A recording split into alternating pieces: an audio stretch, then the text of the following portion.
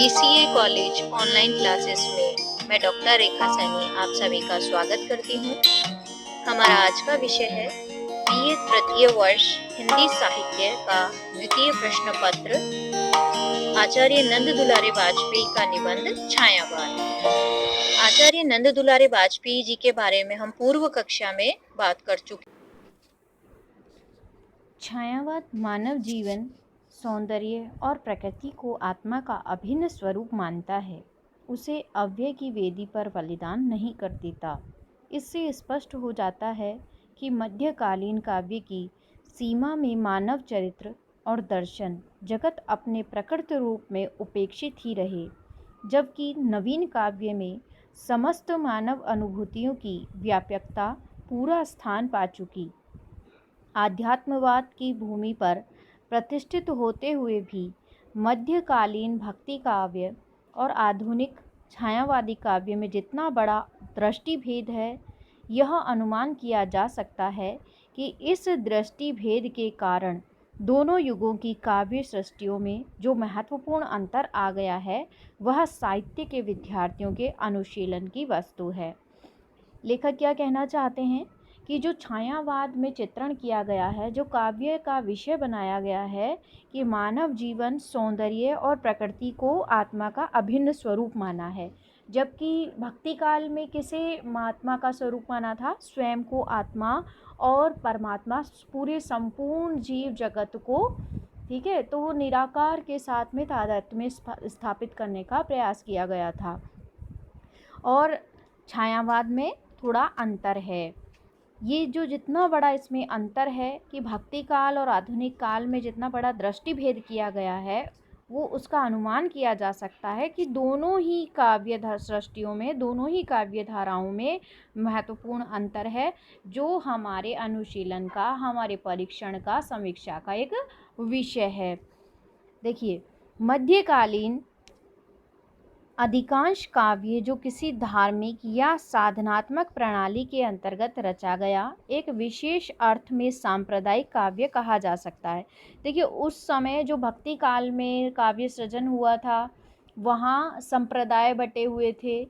वहाँ राम भक्ति शाखा, कृष्ण भक्ति शाखा या निर्गुण काव्य धारा, या जो सगुण काव्य, निर्गुण काव्य धारा है, सगुण काव्य धारा है, इन सभी काव्य धाराओं में अलग अलग संप्रदाय भी बन कर के सृजन कर रहे थे। वो अपने इष्ट को मानकर उस पर सृजन कर रहे थे। जैसे तुलसीदास की विनय पत्रिका, सूरदास के विनय के पद, कबीर की साखियाँ, मीरा के भावगीत वास्तव में किसी सगुण या निर्गुण उपास्य के प्रति किए गए आत्मनिवेदन, स्तुतियाँ, ऋचाएँ हैं। ठीक है, ये सब अलग अलग जो अपने संप्रदाय को, अपने इष्ट को मानकर सृजन कर रहे हैं। राम और सीता संबंधी चरित्र काव्य में अथवा राधा कृष्ण की प्रेम लीलाओं में स्थित कुछ भिन्न अवश्य है, क्योंकि वहाँ काव्य अपनी प्रकृत भावभूमि पर है और मनोवेगों का निरूपण नैसर्गिक पद्धति पर किया गया है। फिर भी यह नहीं कहा जा सकता कि ये प्रसंग सर्वथा स्वाधीन है और इनका काव्य सौंदर्य, चरित्र चित्रण या प्रगति की सामान्य भूमि पर रखकर परखा जा सकता है। समस्या यह हो जाती है कि भक्ति, उपासना या रहस्य साधना के सांप्रदायिक आग्रह प्रमुख बन बैठते हैं और काव्य साधना की वास्तविक परख नहीं हो पाती। आवश्यकता इस बात की है कि काव्यतर समस्त तत्वों और साधना क्रम स्वतंत्र अध्ययन के विषय अवश्य ही रहे, परंतु काव्य विवेचन के अवसर पर उन सब का पर्यवसान रचयिता की मन स्थिति और जीवन दृष्टि तथा काव्य की भाव पीठिका के अंतर्गत हो जाना चाहिए। ऐसा न होने पर काव्य का वास्तविक आकलन अधूरा ही रह जाता है। यहाँ पर लेखक क्या कहना चाहते हैं कि जो काव्य सृजन हुआ, जो काव्य सृजन हो रहा है या होगा, तो उस जो काव्य सृजन है वो उस पर जिस प्रकार का जो विषय वस्तु है, जिस प्रकार की मन स्थिति है, रचयिता की जो मन स्थिति है, उसकी जो जीवन दृष्टि है, उसके अंतर्गत ही वो सारा आता है। ऐसा न होने पर काव्य क्या होता है, वास्तविक आकलन अधूरा रह जाता है। कहने का तात्पर्य ये है कि जो तत्कालीन स्थिति है, वस्तु स्थिति है, जो वातावरण है, जो सृजन होना चाहिए वही होना चाहिए। जो वो अनुभव कर रहा है, जो महसूस कर रहा है, या जो वो देख रहा है, तत्कालीन स्थिति है, उसी के अनुरूप ही सृजन होना चाहिए, तभी उसका वास्तविक आकलन हो सकता है। ठीक है, अब देखते हैं हम दूसरे शब्दों में हमारा निवेदन यह है कि मध्यकालीन काव्य की समस्त सांप्रदायिक और साधनात्मक प्रेरणाओं को नवीन मनोवैज्ञानिक और साहित्यिक प्रतिमानों में परिणित करना होगा। ऐसा करने पर ही उक्त काव्य की वास्तविक सीमा रेखाएं निर्धारित हो सकेंगी। नवीन मनोविज्ञान की सहायता से यह कार्य अधिक सुगमता पूर्वक हो सकेगा, क्योंकि सांप्रदायिक साधना सरणियों का काव्य के अंतर्गत प्रयोग करने में कवियों की व्यक्तिगत मानसिक स्थिति का आवश्यक और महत्वपूर्ण हाथ मानना ही पड़ेगा। कि जो भी समाज में घटनाएं घटित होती रहती है, तत्कालीन जो वातावरण होता है, उसी को ही कवि अपने काव्य का या सृजन का मुख्य विषय बनाता है। जैसे सूर के श्याम और मीरा के प्रभु, विद्यापति की राधा, सूर की राधा चरित्र रूप में तो भिन्न है ही, उनके निर्माण की मानसिक प्रेरणा भी एक नहीं है। इसी प्रकार कबीर की रहस्य भावना उसी मानसिक स्तर पर नहीं है जिस पर दूसरे निर्गुणियों की है। अतएव इस साहित्यिक निर्माण का कवियों की मानसिक स्थिति से संबंध स्थापित करना आवश्यक है।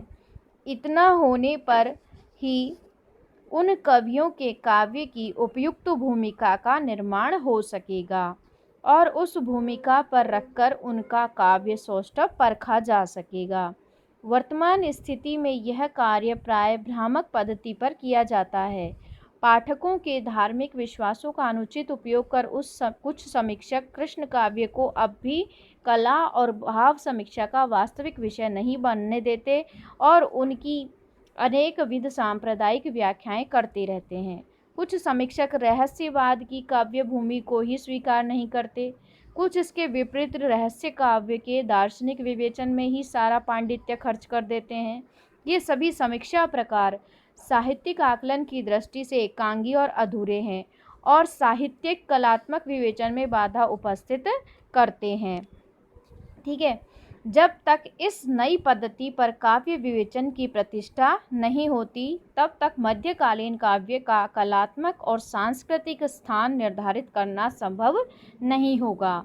साथ ही मध्य युग का सामाजिक परिस्थिति में उक्त काव्य की कितनी और किस प्रकार पैठ हुई तथा उससे सामाजिक कला अभिरुचि किस सीमा तक जागृत हुई और सांस्कृतिक कहाँ तक बढ़ी और विकसित हुई, इन सब प्रासंगिक प्रश्नों का भी इतिहास के आलोक में हल करना होगा।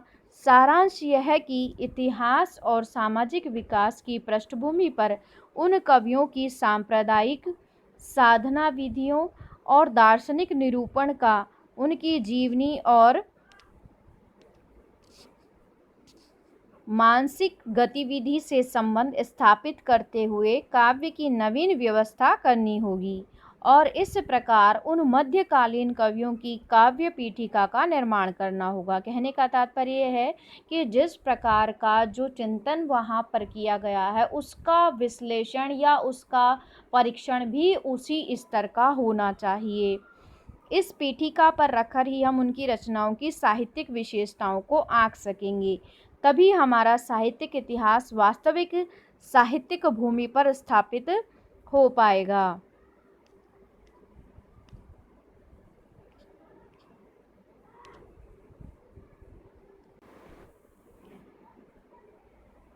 छायावादी काव्य मध्य युग की काव्य धारा से प्रमुखतः इस अर्थ में भिन्न है कि वह किसी क्रमागत सांप्रदायिकता या साधन परिपाटी का अनुगमन नहीं करता। आध्यात्मवादी काव्य का अधिष्ठान देवकालीन परम पवित्र सत्ता हुआ करती है।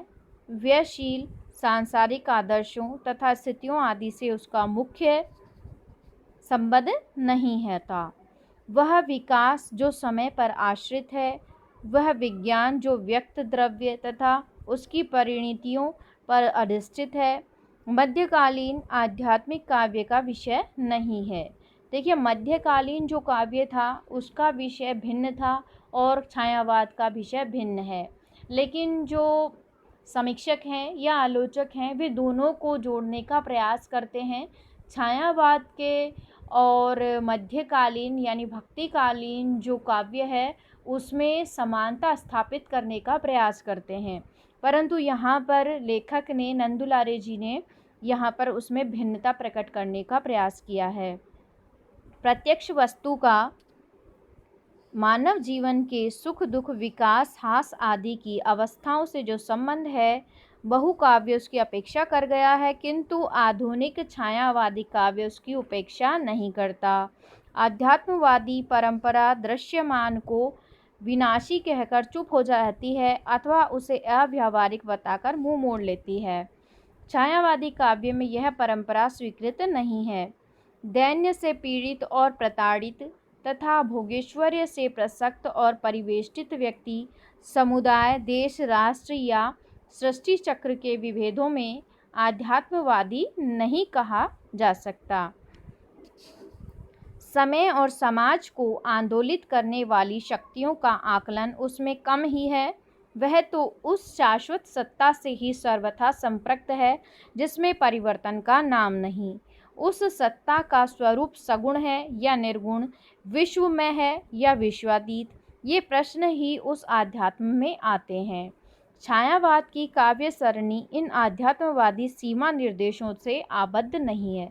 देखिए, जो मध्यकालीन काव्य है जो आध्यात्म से जुड़ा हुआ है, उसमें उस सत्ता के स्वरूप सगुण या निर्गुण या विश्व में, जो विश्व में व्याप्त है, पूरी दुनिया में फैला है, या जो विश्व में नहीं है, जो दिखाई नहीं देता है, इस प्रकार के जो प्रश्न है वो अध्यात्म में आते हैं, परंतु ऐसा छायावाद में नहीं है। इस प्रकार का कोई प्रश्न छायावादियों ने नहीं उठाया है। ठीक है, तो ये दोनों में भिन्नता स्पष्ट होती है। वह भावना के क्षेत्र में किसी प्रकार का प्रतिबंध स्वीकार नहीं करती, यानी यहाँ पे छायावादी किसी प्रकार का कोई बंधन नहीं है। ये स्वतंत्र एक काव्य धारा है, इसमें किसी प्रकार के बंधन को स्वीकार नहीं किया गया है। आगे देखिए, आधुनिक छायावादी काव्य किसी क्रमागत आध्यात्म पद्धति को लेकर नहीं चलता। नवीन जीवन प्रगति में ही उसने आत्म सौंदर्य की झलक देखी है। पारंपरिक आध्यात्म प्राय पुरुष से प्रकृति की ओर प्रवर्तित होता है, एक चेतन केंद्र के नाना चेतन केंद्रों की सृष्टि करता है, किंतु छायावादी काव्य प्रकृति की चेतन सत्ता से अनुप्राणित होकर पुरुष या आत्मा के अधिष्ठान में परिणित होता है। उसकी गति प्रकृति से पुरुष की ओर, दृश्य से भाव की ओर होती है, और इस दार्शनिक अनुभूति के अनुकूल काव्य वस्तु का चयन करने में छायावादी कवियों ने प्रकृति की अपार क्षेत्र से यथेष्ट सामग्री ग्रहण की है। यहाँ पे क्या कहना चाहते हैं लेखक कि जो छायावादी कवि हैं उन्होंने सूक्ष्म से और स्थूल की ओर गमन किया है कि छोटी से छोटी चीज़ में भी सत्ता को, यानी ईश्वरीय सत्ता को या सौंदर्य को स्पष्ट करने का प्रयास किया है। ठीक है, इसके बाद में हम बात करते हैं आगे प्रसाद जी, जो कि छायावादी काव्य के प्रवर्तक माने जाते हैं। किसे माना जाता है छायावादी काव्य का प्रवर्तक? प्रसाद जी। प्रसाद जी का पूरा नाम क्या है? जयशंकर प्रसाद। जयशंकर प्रसाद काव्य के, छायावादी काव्य के प्रवर्तक माने जाते हैं। अपनी आरंभिक रचनाओं में प्रकृति की रमणीयता में आकृष्ट होकर उसके सौंदर्य भावों को व्यक्त करते हैं। उनका आरंभिक काव्य प्राकृतिक और मानवीय सौंदर्य की भूमि पर आधारित है। इस व्यक्त सौंदर्य वस्तु का प्रभाव कवि के काव्य में एक हल्की रहस्य भावना की सृष्टि करता है। झरना, आंसू, ये इनके काव्य ग्रंथ हैं। में सौंदर्य सत्ता क्रमशः विकसित होकर कवि की भावना में और भी गहराई लाती है और कवि प्रेम तत्व के निरूपण में संलग्न दिखाई देता है। ठीक है, ये जो इनकी सृजन कृतियाँ हैं, झरना और आंसू, इनमें सौंदर्य सत्ता यानी सौंदर्य का चित्रण किया गया है। लहर, लहर भी प्रसाद की ही रचना है। लहर के गीतों में मानव जीवन के विभिन्न पहलुओं के साथ जीवन तत्व के समन्वय का प्रयत्न है। कामायनी, कामायनी जिसे छायावाद का प्रमुख ग्रंथ भी माना जाता है, कामायनी काव्य में जीवन की अनुभूतियां अपनी व्यापकता में प्रदर्शित है और उन सब का समाहार कवि के जीवन दर्शन आनंदवाद में किया गया है। प्रसाद जी के काव्य के अभिनव भाव विस्तार को देखते हुए मध्य युग का धार्मिक और सांप्रदायिक आध्यात्म काव्य बहुत कुछ सीमित और परतंत्र प्रतीत होता है।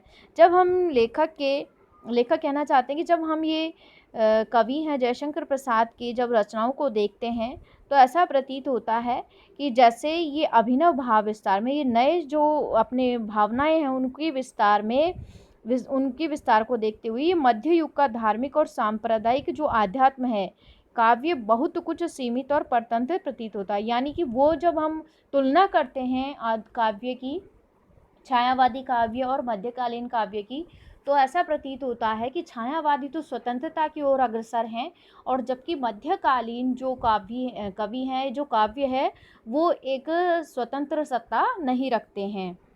ठीक है, इसके बाद में हम बात करते हैं, केवल एक प्रासंगिक उदाहरण देकर देखना ही हमारे लिए पर्याप्त नहीं होगा। सूरदास की राधा कृष्ण संबंधी श्रृंगारिक काव्य अपनी स्वाभाविक भावभूमि पर भी अत्यधिक विशद और आकर्षक है। वृंदावन के प्राकृतिक सौंदर्य के बीच गोपियों के प्रेम का विकास एक आध्यात्मिक समारोह ही कहा जा सकता है, परंतु एक सीमा तक ही यह सुंदर पद्धति देखने को मिलती है। ठीक है, जो सौंदर्य का चित्रण उस समय भी हुआ है, मध्यकाल में भी, भक्ति काल में भी हुआ है, परंतु जो सौंदर्य छायावादी कवियों ने किया है, जिस सौंदर्य का वर्णन, वो यहाँ पे थोड़ा अधिक है। ठीक है,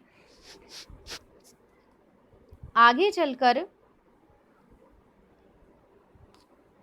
गोपियों की मान लीला और कृष्ण द्वारा मान मोचन के प्रयत्नों का जो दिग्दर्शन कराया गया है वह अपनी प्रकृत भूमि पर वैसा भावना में नहीं हो पाया।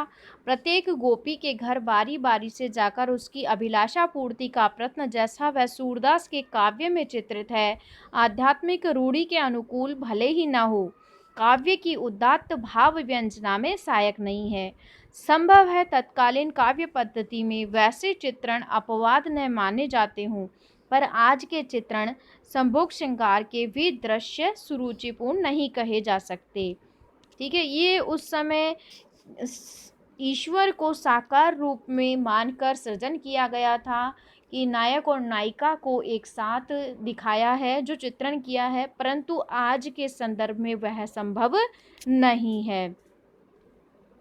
फिर भी मध्यकालीन काव्य जो धार्मिक काव्य की पद्धति में उसका निर्माण हुआ है, वह बहुत से भक्त उन्हें गाकर आज भी अलौकिक आनंद उपलब्ध करते हैं। उनका यह आनंद उक्त प्रसंग की रहस्यवादी धारणा के कारण है या उन दृश्यों के यथातथ्य चित्रण में ही उनकी भावना रमती है, यह तो वे ही बता सकते हैं। यहाँ हम केवल इतना ही कहना है कि नवीन छायावादी काव्य शैली में ऐसे चित्रणों के लिए, चाहे वे किसी के अंतर्गत हों, स्थान नहीं है। कि आज अगर यदि वो उस यानी छायावादी काव्य के समय यदि राधा कृष्ण को लेकर भी चित्रण किया जाता, श्रृंगारिक सौंदर्य का चित्रण किया जाता, तो वो संभव नहीं है। सारांशतः हम यह कह सकते हैं कि हमारा नया काव्य कौन सा? छायावाद अपनी स्वतंत्र दार्शनिकता के साथ ही अपनी भावभूमि और अनुभूति क्षेत्र में भी परवर्ती काव्य से पृथक सत्ता रखता है, जिसका यथार्थ परिचय हमें साहित्यिक विवेचन की उस स्वतंत्र परिपाटी का अभ्यास करने पर ही प्राप्त हो सकता है, जिसका संकेत ऊपर किया गया है। साहित्य शैलियों का स्वतंत्र और कलात्मक अनुशीलन आज की साहित्य मीमांसा के लिए आवश्यक है। आज छायावादी काव्य शैली को स्थानांतरित करती हुई नई शैलियाँ भी हिंदी के क्षेत्र में अवतरित हो रही हैं। नए वादों का आगमन हो रहा है, नई भाषा शैली प्रतिष्ठित हो चली है। इस समस्त परिवर्तन का साहित्यिक आकलन अपेक्षित है का मतलब है कि जितना भी छायावाद के बाद में भी बहुत सी धाराएं आई हैं, नई कविता, प्रगतिवाद, प्रयोगवाद, नई कविता, तो इस प्रकार की जो ये शैलियाँ आई हैं, ये इनमें भी भिन्नता है। छायावाद में जो चल रहा था प्रकृति चित्रण, सौंदर्य शास्त्र, नारी चित्रण, आध्यात्म से का विवेचन, इससे हटके फिर प्रयोगवाद, प्रगतिवादी कवियों ने चित्रण किया था, तो उनका भी अनुशीलन अपेक्षित है। छायावाद की साहित्यिक शैली में एक नई दिशा का आभास महादेव जी के काव्य क्षेत्र में प्रवेश करने पर प्राप्त हुआ। उनका काव्य पूर्णतः रहस्योन्मुखी और एकांतिक है। यानी जो महादेवी जी ने अपना काव्य सृजन किया, उसमें वो एकाकीपन को स्पष्ट करती है और रहस्यवाद को स्पष्ट करती है। रहस्यवाद वे आध्यात्म से जुड़ा हुआ उनका काव्य प्रतीत होता है। छायावाद को सामान्यतः काव्य शैली से उनको पृथकता स्वीकार करनी होगी। इसके पश्चात बच्चन जी का नया काव्यवाद हिंदी क्षेत्र में आया। बच्चन जी का कौन सा वाद आया था? हालावाद। ठीक है, हालावाद हरिवंश राय बच्चन जिसके प्रवर्तक माने जाते हैं और एकमात्र कवि कहे जाते हैं। इसी समय छायावादी काव्य शैली के कतिपय अनुयायियों ने यथार्थवादी काव्य प्रयोग आरंभ किए, जिनमें पंत जी भी एक प्रमुख प्रयोक्ता थे। चित्रण शैली और प्रेरणा भूमि दोनों में पूर्ववर्ती काव्य की अपेक्षा में पर्याप्त अंतर दिखाई देता है। भाई जैसे जैसे परिवर्तन होगा, सामाजिक परिवर्तन होगा, वैसे ही काव्य में भी परिवर्तन होगा, क्योंकि कहा जाता है कि साहित्यकार समाज का प्रतिबिंब होता है। तो जो समाज में वो देखता है उसी का ही चित्रण वो अपनी रचनाओं में करता है। आगे हम देखते हैं, नया काव्य प्रवर्तन आरंभ हो चुका है, परंतु शैली के रूप में उसकी नूतन प्रतिष्ठा होने में कुछ समय लगेगा। इस नवीन परिवर्तन के मूल में नई विचारना, नई चिंतन पद्धति, नवीन जीवन दृष्टि ही नहीं है, नई कला शैली की भी सत्ता है। स्वभावतः यह नवीन निर्माण कल्पना प्रधान छायावादी काव्य निर्माण की अपेक्षा अधिक यथार्थ चित्रण शैली का उपयोग कर रहा है। पर शैली का यह यथार्थ अपने अंतर्गत कितनी विभिन्न और दूरवर्ती भावना सरणियों को आत्मसात कर सकेगा, यह तो नवीन सांस्कृतिक विकास और भविष्य के सामाजिक प्रगति पर ही अवलंबित है। यानी कि ये सब क्या कहना चाहते हैं लेखक, कि जो भी परिवर्तन होगा, वो जो भी नवीन निर्माण की जो कल्पना की जा रही है, वो किस प्रकार से यथार्थ का चित्रण होगा, ये तो आने वाला समय ही बताएगा। अब आगे देखते हैं, अभी इसके संबंध में कोई निश्चयात्मक मत व्यक्त नहीं किया जा सकता। कहने का तात्पर्य यह है कि अब आगे क्या होगा, किस प्रकार की काव्य में चित्रण होंगे, किस प्रकार से कवि दूरवर्ती भावनाओं को आत्मसात करेगा, ये इस पर किसी भी प्रकार की टिप्पणी रखना या मत देना अभी संभव नहीं है। ठीक है, निबंध पूर्ण हुआ। आज के लिए इतना ही। धन्यवाद। अगर कुछ समझ में नहीं आया हो तो आप मुझसे पूछ सकते हैं।